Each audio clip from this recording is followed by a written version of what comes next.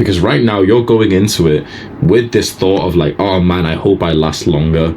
If you have any of these thoughts, it's gonna be shit. Because what happens to the guy, and I know this from experience, what happens to the guy who says like, oh man, I hope my dick gets hard, I hope I don't, like, you know, I hope I can maintain an erection. What's gonna happen to the guy who's thinking this? I hope I don't lose my boner.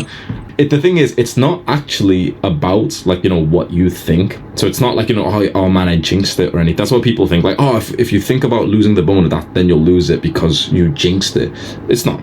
It's actually just simply that you're just not present. It's not about the thought. It's just simply that you're having thoughts. So it's not the thoughts or the worries that you have, you know, oh, I hope I last longer. Oh, my dick's not big enough. Oh, this and this and this and this particular thing. It's simply just that we're thinking too much when it comes down to lovemaking, which should be the most present that we are. And there's like, now it's like, it's easy for you to figure this problem out on your own. There's 50 different things that we could do to be more present. Long-term meditation, deep breathing. Sometimes you can even like speak to, you know, if you're with the right kind of woman, you can kind of say things and express how you're feeling.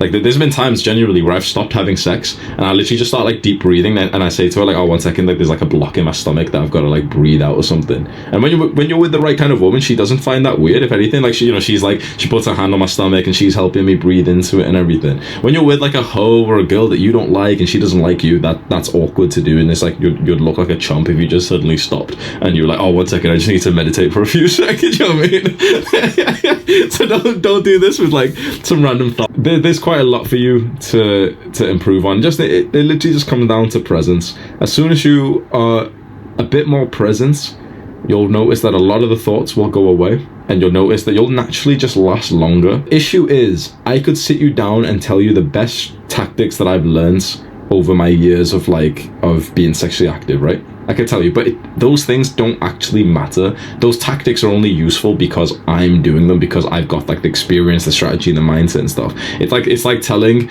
a beginner the micro improvement to a bench press that like a top tier bodybuilder needs to know. It's like the beginner doesn't need to know that. He just needs to think, just fucking lift the bar up. But we need to get him into the gym consistently first. He needs to know some of the fundamentals. So most guys are on the fundamental stage, and it's literally that of like, your mind is fucked up, bro. Like, you know, we've been on fucking TikTok, Snapchat, Instagram, YouTube and stuff for fucking years. So it's like, and we've seen a lot of porn. So it's, you know, sometimes like it happens to me, maybe it happens to you guys. Sometimes you can't help but like almost think of a porn scene when you're fucking your girl, and you get influenced by it and you change the position or you change the way you're doing things. It's like, that's not healthy. That's not normal. So it's like, before we get into any tactics and, you know, all this fucking like specific things we can do, we need to just bring our brains back to normality. You know, dopamine detoxing, take a bit of time away from the internet. Certainly just never look at porn again if possible. And, you know, if you do, then take some time away from it and everything. I can't even explain how much it agitated me. It just made me realize, like, wait, you're literally watching another guy fuck? It's like, it grossed me out to the point that I literally was angry for like 3 days afterwards that I had looked at it.